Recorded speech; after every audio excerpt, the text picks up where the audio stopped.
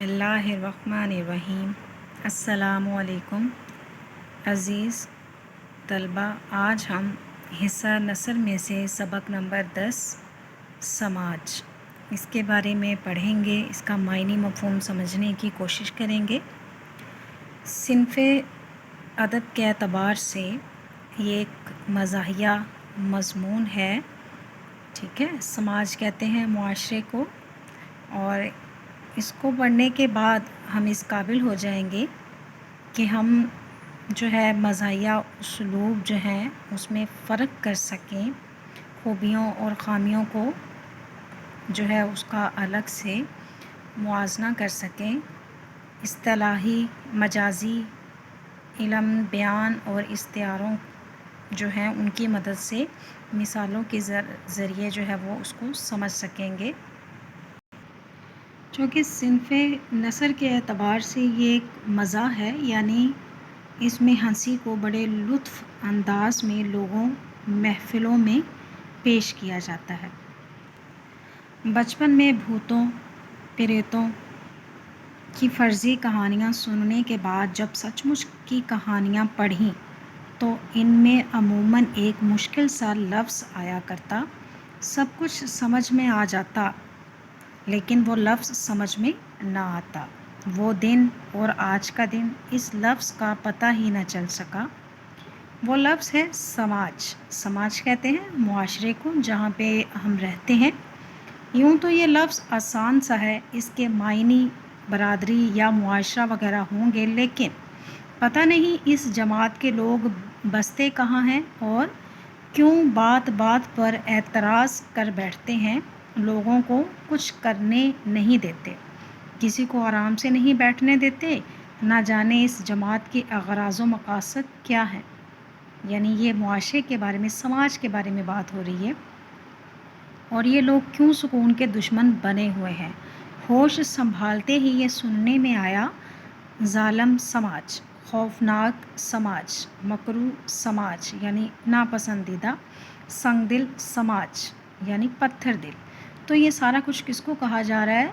समाज को कहा जा रहा है कि समाज है क्या, ठीक है। पहले तो वो बचपन था, पता नहीं चला था, तो हर बात का, यानी मेन चीज़ ये है कि हर बात में जो है वो समाज को ही ज़िम्मेदार ठहराया जा रहा है। कुछ यूँ मालूम होता जैसे समाज कोई बेहुदा सा आवारा गर्द शख्स है जिसका काम दिन भर जुल्म करना और लोगों को डराना है। चुनाचे बचपन में जितना शैतान से डर लगता, इतना ही समाज से डरा करते। इसके बाद एक और दिमागी तस्वीर बन गई और ये लफ्ज़ बड़े बड़े दिखाई देने लगे। समाज का शिकार, समाज के तेज़ पंजों में हकीर सी जान, समाज के भयानक मुँह का नवाला। कई साल तक हमारे लिए समाज एक डरावना जानवर रहा, जो ऊँट की तरह बेतुका यानी बेढंग या बेढंगा, रीछ की तरह मक्कार यानी चालाक, और भद्दा यानी बदसूरत, और चीते की तरह खौफनाक था। कोई पूछे कि ये ऊँट, रीछ वगैरह इकट्ठे कैसे हो गए? बस यूं ही हो गए। लड़कपन ही तो था, और फिर समाज कोई सादा सी चीज़ तो थी नहीं। खैर, कितने ही दिनों हम समाज को खौफनाक दरिंदों में गिनते रहे। इसके बाद ज़रा अक्लमंद हुए, अब समाज पर एक निकाद की तरह गौर किया तो चंद और अल्फाज खटकने लगे। समाज के ठेकेदार, समाज के अजारादार यानी उस पर काबिज़। नतीजा जो निकला तो अफसोस हुआ कि अब तक समाज को बिल्कुल गलत समझते रहे। समाज तो ऐसी चीज़ है जिसका ठेका भी लिया जा सकता है। कोई तिजारत जिन्स होगी या शायद कारोबारी चीज़ों में से कुछ हो। बहरहाल हमें ये ज़रूर मालूम हो गया कि समाज का ठेका लेना आसान नहीं, बड़े दिल गुर्दे का काम है, यानी हौसले का काम है। लोहे के चने चबाने पड़ते हैं। कोई बच्चा बच्चा इन ठेकेदारों के खून का प्यासा नज़र आता है। सारी खलकत इनके पीछे पंजे झाड़ कर पड़ी हुई है। कितने दिनों हमें यही तलाश रही कि किसी समाज के ठेकेदार का बगौर मुताला करें। बाज़ारों में तलाश की, गली कूचों में फिरे, हर किस्म के ठेकेदार देखे, कोयले की लकड़ी की इमारतें और ना जाने किस किस चीज़ के, लेकिन इस किस्म के ठेकेदार कहीं ना मिला। سیانے لوگوں سے کہا یعنی عقل مند لوگوں سے کہا کہ آپ ہی مشکل آسان کر دیجئے، لیکن کوئی مدد پر آمادہ نہ ہوا یعنی تیار نہ ہوا۔ پھر ایک خاتون سے جن کے ہر افسانے کے ہر صفحے پر ہر 5-6 سطروں کے بعد یعنی لائنوں کے بعد سماج کا لفظ آتا تھا، ملنے گئے چلے اور بڑی عاجزی سے کہا یعنی انکساری سے کہا کہ محترمہ، آپ کو تو ان ٹھیکیداروں کا اتا پتہ معلوم ہوگا، اگر آپ ان میں سے کسی ایک کو اس خسارے سے ملا دیں تو ایک بوجھ میرے سینے سے اتر جائے، لیکن وہ یہی سمجھیں کہ میں مذاق کر رہا ہوں۔ شاید سماج اس طاقت کا نام ہے جو کسی شخص کو اپنا واجب ناواجب مقصد پورا کرنے سے روکتی ہے، لوگوں کو فوراً امیر ہونے سے روکتی ہے، معمولی شکل و آمدنی والے عاشقوں کی محبت میں حائل ہوتی ہے یعنی رکاوٹ ہوتی ہے، ایک ان پڑھ مزدور کار میں بیٹھنے سے باز رکھتی ہے یعنی اس کو ان پڑھ کو باز رکھتی ہے، کسی کوشش کا نتیجہ خاطر خواہ نکلا یا کوئی اوٹ پٹانگ حرکت کر بیٹھے تو بجائے اصل وجہ سمجھنے کے کہہ دیا کہ ظالم سماج کا قصور ہے، یعنی ہر معاملے میں جو بھی غلطی خود سے ہوتی ہے یا کسی سے بھی، تو ہر معاملے میں کیا کہا جاتا ہے؟ سماج کا قصور ہے۔ اگر اسی طرح ہر بات میں غریب سماج کو قصوروار ٹھہرایا گیا تو وہ دن دور نہیں جب کسی کو بخار چڑھے گا تو منہ بسور کر کہے گا کہ یہ سماج کا قصور ہے، کوئی کمزور ہوا تو کہے گا یہ سماج کی برائی، اور اگر کوئی بہت موٹا ہو گیا تو بھی سماج کو ہی کوسا جائے گا یعنی برا بھلا کہا جائے گا۔ نالائق لڑکے امتحان میں فیل ہونے کی وجہ سے سماج کی کھوکھلی بنیادوں کو قرار دیں گے، یہاں تک کہ گالیاں بھی یوں دی جائیں گی کہ خدا کرے تجھ پر سماج کا ظلم ٹوٹے، یا اللہ اسے سماج کے پنجے میں کر، یا پرماتما نے چاہا یعنی ہندو جو لوگ ہوتے ہیں ان کا جو بھگوان ہے اس کو کہا جاتا ہے، تو سماج پر چڑھ کر بولے گا، اور دعائیں بھی اس قسم کی ہوں گی، پیسہ دیتا جا بابا خدا تجھے سماج سے بچائے، یا میرے اللہ مجھے سماج کی ہوا سے بچائیو وغیرہ، یعنی اس طرح کے جملے کسے جائیں گے۔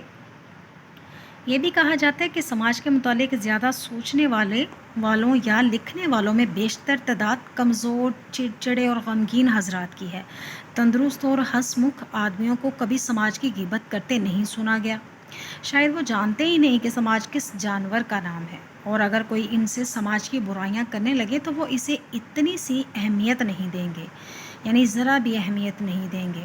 ہو سکتا ہے کہ سماج کے متعلق سوچتے رہتا ایک بیماری ہو جس کا تعلق خون کی کمی، اعصاب کی کمزوری اور ہاضمے کی خرابی سے ہوتا ہو۔